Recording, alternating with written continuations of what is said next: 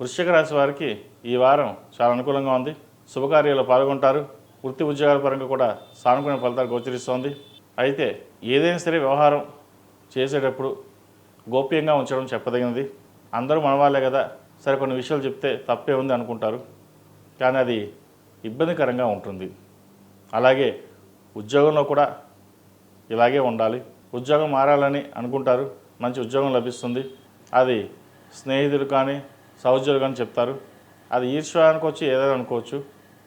వచ్చిన ఉద్యోగం చేజారిపోతుంది. కాబట్టి కొన్ని వ్యవహారాలు కొన్ని గోప్యంగా ఉంచడమే చెప్పదగినది. అలాగే ఆరోగ్య విషయంలో కొన్ని జాగ్రత్తలు తీసుకోవాలి. థైరాయిడ్, గ్యాస్ట్రిక్, ఇండైజెషన్, మోకాలు నొప్పులు ఉండే అవకాశం గోచరిస్తుంది. తగిన జాగ్రత్తలు అవసరం.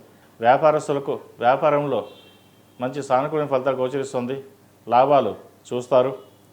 కొత్త బ్రాంచీలు ఓపెన్ చేయాలని ప్రారంభించిన వారికి కొత్త బ్రాంచీలు ప్రారంభించాలనుకుంటారు. అలాగే భాగస్వామ్య వ్యాపారాలు వీరికి కలిసి వస్తాయి. విదేశీ వ్యవహారాలు అనుకూలంగా ఉన్నాయి. ఏ పని చేసినా ముందడుగు పడుతుంది. అది మీద అయి ఉంటుంది. ఈ రాశిలో జన్మించిన విద్యార్థులకు కాలం అనుకూలంగా లేదు. కష్టపడి చదివిన కొన్ని మార్కులు తక్కువ వస్తాయి. ఎగ్జామ్స్ బాగా రాసాం, ఎందుకు వచ్చే అర్థం కాదు. ఇటువంటి విషయంలో ధైర్యంగా ఉండి మళ్ళీ ఎగ్జామ్స్ రాయడం అనేది చెప్పదగినది.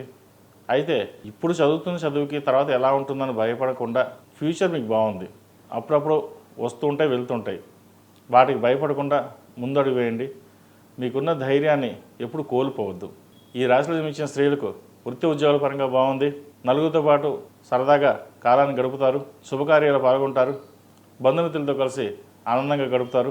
అయితే ఆరోగ్యపరంగా కొన్ని జాగ్రత్తలు మటుకు తీసుకోవాలి. వీరు స్ట్రెస్కి గురి కాకుండా ఉండడం చెప్పదగినది.